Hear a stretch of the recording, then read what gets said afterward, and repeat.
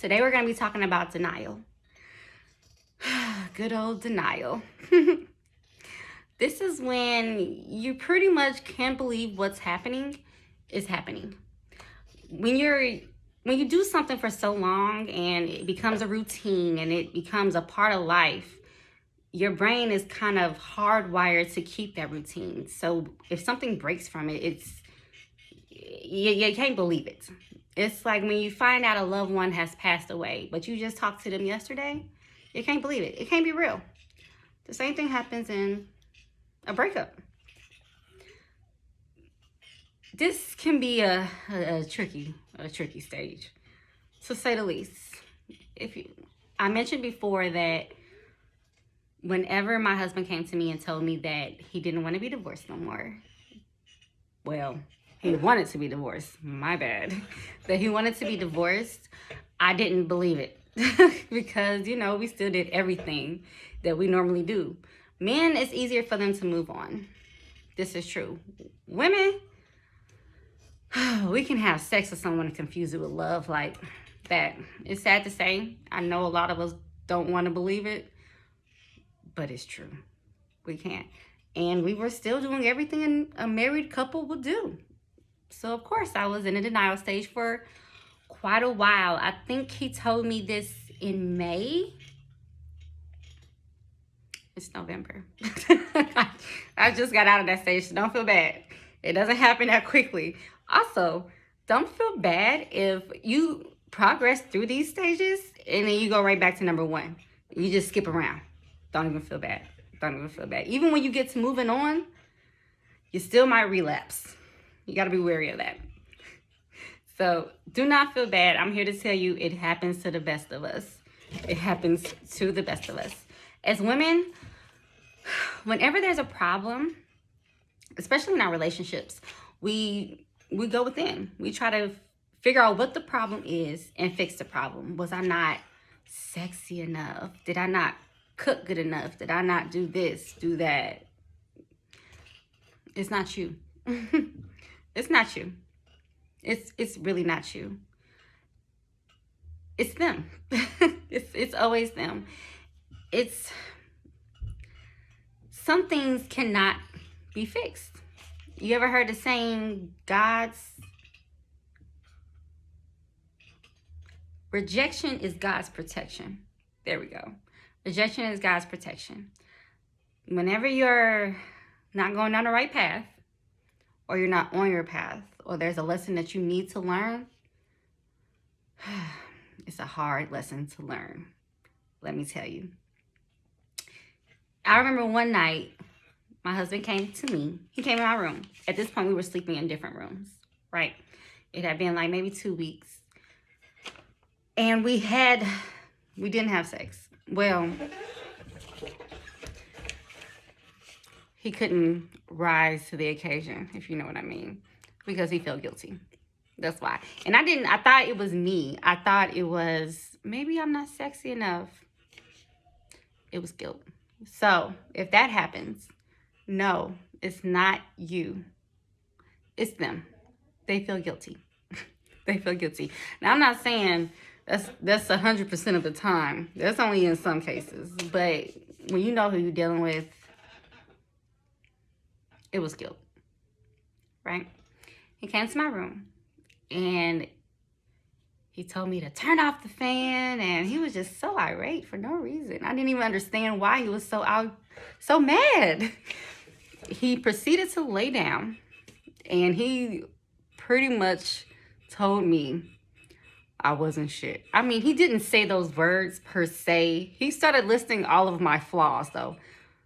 Not even flaws, just like anything he has ever had a problem with in our relationship, he named it. And I was like, didn't we solve this 5 years ago? Why are you still holding on to this? But he went down each and every one of those things he did not like. I have come to realize, looking back at it now, it was him making peace with him cheating on me. That's pretty much it. Him making peace with it. He didn't want to have to deal with the repercussions. So it was him making peace. And it was him kind of giving me a reason why he wanted to get divorced. But he ain't fooling nobody. He didn't want to have to do the work. He didn't want to have to fix it. And at this time, mind you, I still didn't know he was cheating on me. I didn't. That came later on. He came in and he was telling me everything that was wrong with me. He told me so much. He said so much. So many things was wrong. And then he said, I don't even know you. Wait. You don't know me?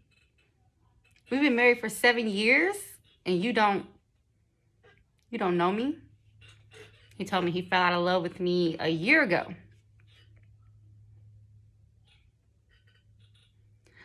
We moved to Texas before you fell out of love with me. Why didn't you tell me this? I could have not moved to Texas. We bought a house. We have cars. All this stuff could have been prevented and we could have just moved on. If you would have just told me. He didn't tell me. By the time he got done telling me how much of shit I wasn't, I went and looked in the mirror and I was like, well, damn, who the fuck am I? He told me, I literally did not know who I was. Like, he laid into me so bad. I didn't even know who I was. I'm a person who does not care normally what anybody thinks of me. I don't. Like, my family and friends, no. I don't really care. I cared what he thought, though. I did. So it hurt. It hurt a lot. And I wanted to take the steps to kind of work on that. And I thought that maybe if I could prove to him and show him who I was, I would win him back. But the funny thing about that is, I didn't know who I was. I didn't know what I liked. I didn't. I really didn't. So from that, I decided to do something every day. I got a journal and I decided to write down at least one thing from my day.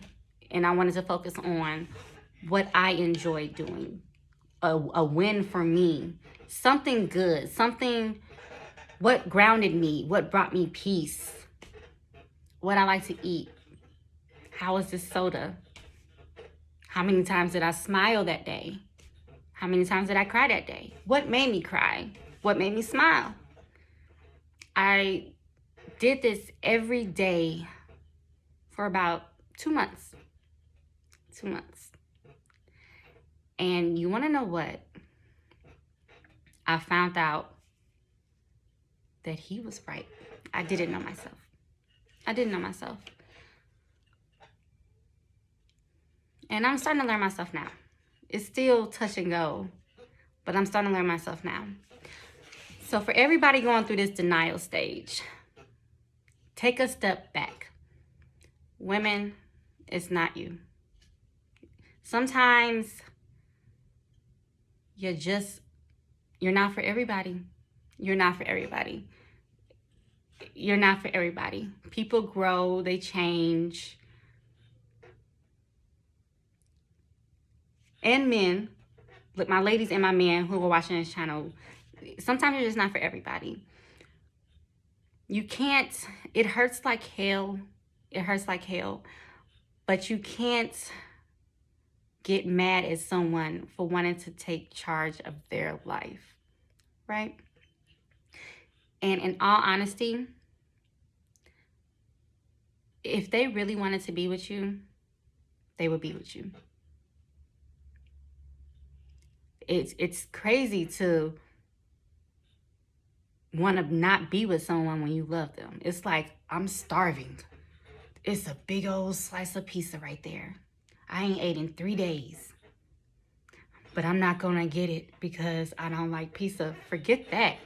You're going to get that pizza if you're hungry because you need to eat, okay? So my best suggestion at this point is realize you're not for everybody. Don't get mad at them for deciding what they want to do with their life. At this point, they have made their decision, and you let that be. All you can do right now is worry about yourself. Some of the things that did help me, though, was journaling. It helped me figure out what I liked. I learned that whenever I'm stressed or I don't feel myself or anything, just anything, I like to be out of nature. That grounds me. That grounds me. Try to find something that makes you happy also. Until next time, thanks for joining me. See you later, beauties.